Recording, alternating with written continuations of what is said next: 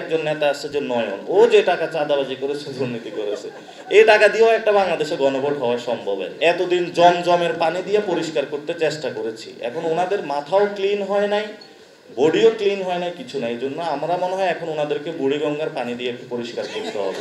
জামায়াত বলে যে বিএনপির সরকার, এটা আবার বিএনপি বলে জামায়াতের সরকার। সরকার আছে একটা বিপদে, যে আসলে সে কার, সে পরিচয় তার নাই এখন। এই জন্য আমরা ডক্টর ইউনূসকে বলবো, আপনি যদি আদেশটা জারি করতে পারেন তাহলে আপনার আইডেন্টিটি খুঁজে পাওয়া যাবে, আপনি আসলে জনগণের সরকার হিসাবে নিজেকে প্রতিষ্ঠিত করতে পারেন।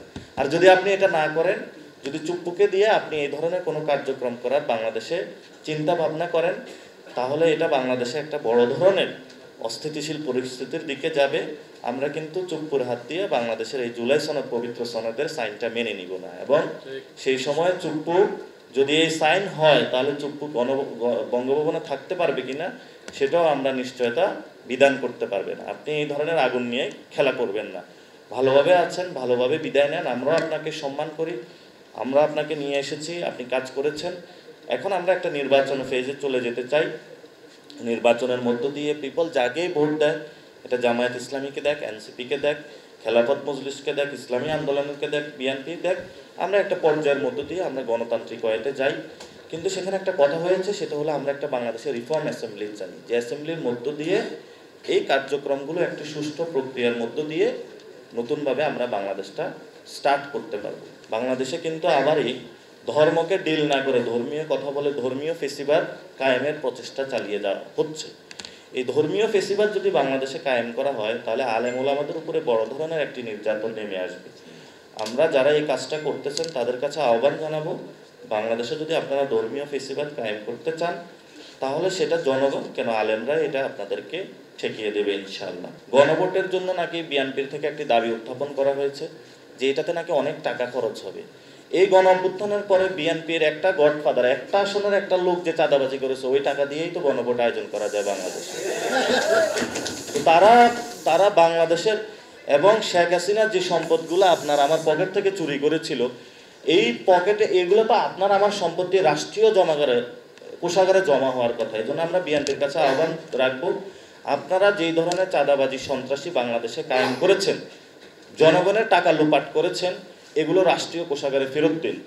আর যদি টাকার প্রশ্ন আসে একটা গণভোট আয়োজন করতে, যে টাকা যাবে এটা আপনাদের একটা আসনে, এবং ওই যে ঢাকা মহানগরের একজন নেতা আছে যে নয়ন, ও যে টাকা চাঁদাবাজি করেছে, দুর্নীতি করেছে, এই টাকা দিয়েও একটা বাংলাদেশে গণভোট হওয়া সম্ভব।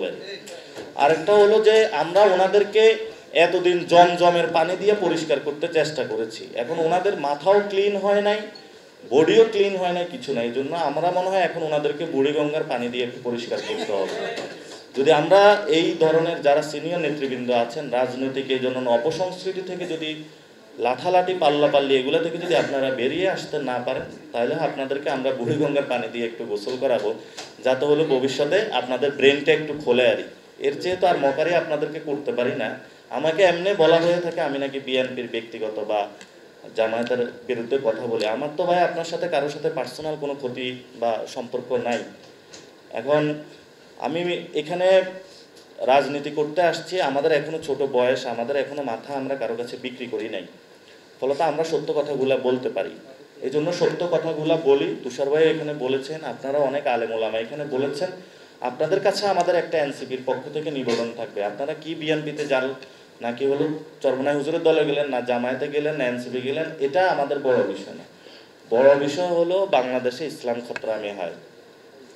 এখন আপনারা যদি এটা বিশ্বাস না করেন, তাহলে আপনারা কয়েকদিন পর উপলব্ধি করবেন। আপনারা যেভাবে হলো দার্সগুলোতে পড়াশোনা করেন, সাথে সাথে একটু রাজনীতিতে আপনাদের আরো একটু অ্যাক্টিভ হতে হবে। এটা আপনারা আপনাদের মতন করেন, যে যে এরিনাতে যেভাবে থেকে করেন। আমরা বলি না আপনারা আমাদের এনসিপির সাথে আসুন, কিন্তু নিজের যে প্রাপ্য হিস্সা এটা আপনারা বুঝে নিন।